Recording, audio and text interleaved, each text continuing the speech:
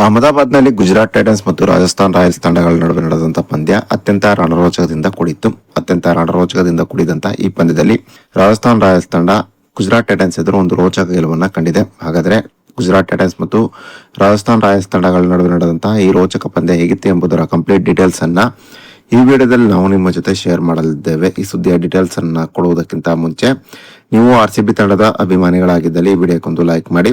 ಹಾಗೆ RCB ಮತ್ತು CSK ತಂಡಗಳ ನಡುವಿನ ಪಂದ್ಯದಲ್ಲಿ RCB ಗೆಲುವನ್ನ ಕಾಣುತ್ತದೆ ಅಂತ ನಿಮ್ಗೆ ಅನಿಸುತ್ತದೆಯೋ ಅಥವಾ ಇಲ್ಲವೋ ಎಂಬ ನಿಮ್ಮ ಅನಿಸಿಕೆಯನ್ನ ತಪ್ಪದೇ ಕಮೆಂಟ್ ಬಾಕ್ಸ್ ಅಲ್ಲಿ ತಿಳಿಸಿ ಕೂಡ. ಅಹಮದಾಬಾದ್ನಲ್ಲಿ ಗುಜರಾತ್ ಟೈಟನ್ಸ್ ಮತ್ತು ರಾಜಸ್ಥಾನ್ ರಾಯಲ್ಸ್ ತಂಡಗಳ ನಡುವಿನ ಪಂದ್ಯದಲ್ಲಿ ಟಾಸ್ ಅನ್ನ ಗೆದ್ದಂತ ರಾಜಸ್ಥಾನ್ ರಾಯಲ್ಸ್ ತಂಡ ಮೊದಲು ಬ್ಯಾಟಿಂಗ್ ಮಾಡುವ ನಿರ್ಧಾರವನ್ನ ಕೈಗೊಂಡಿತು. ಟಾಸ್ ಗೆದ್ದು ಮೊದಲು ಬ್ಯಾಟಿಂಗ್ ಇಳಿದಂತ ರಾಜಸ್ಥಾನ್ ರಾಯಲ್ಸ್ ತಂಡ ನಿಗದಿತ 20 ಓವರ್ನಲ್ಲಿ 6 ವಿಕೆಟ್ ಅನ್ನು ಕಳೆದುಕೊಂಡು 210 ರನ್ಗಳನ್ನ ಹೊಡೆಯಿತು. ರಾಜಸ್ಥಾನ್ ರಾಯಲ್ಸ್ ತಂಡದ ಪರವಾಗಿ ಧ್ರುವ್ ಜುರೇಲ್ 42 ಎಸೆತದಲ್ಲಿ 75 ರನ್ ಅನ್ನು ಹೊಡೆದರೆ ಯಶಸ್ವಿ ಜೈಸ್ವಾಲ್ 36 ಎಸೆತದಲ್ಲಿ 55 ರನ್ ಅನ್ನು ಹೊಡೆದರು.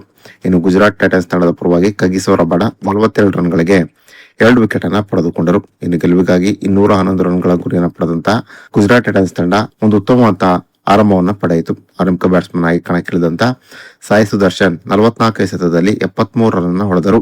ಇನ್ನು ಜಾಸ್ ಪಟ್ಲರ್ 14 ಎಸೆತದಲ್ಲಿ 26 ರನ್ ಅನ್ನು ಹೊಡೆದರು.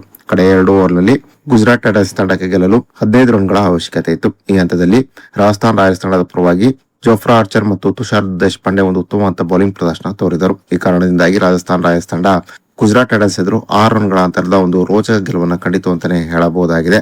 19ನೇ ಓವರ್ನಲ್ಲಿ ಜೋಫ್ರಾ ಆರ್ಚರ್ ಕೇವಲ 4 ರನ್ ಅನ್ನು ನೀಡಿದರೆ ಅಂತಿಮ ಓವರ್ನಲ್ಲಿ ತುಷಾರ್ ದೇಶಪಾಂಡೆ ಒಂದು ಉತ್ತಮವಾದ ಬೌಲಿಂಗ್ ಪ್ರದರ್ಶನವನ್ನು ತೋರುವುದರ ಮೂಲಕ ಕೇವಲ 5 ರನ್ ಅನ್ನು ಮಾತ್ರ ನೀಡಿದರು. ಹೀಗಾಗಿ ರಾಜಸ್ಥಾನ್ ರಾಯಲ್ಸ್ ತಂಡ ಗುಜರಾತ್ ಟೈಟನ್ಸ್ ಎದುರಿನ ಪಂದ್ಯದಲ್ಲಿ ಒಂದು ರೋಚಕವಾದಂತಹ ಜಯವನ್ನ ಸಾಧಿಸಿತು.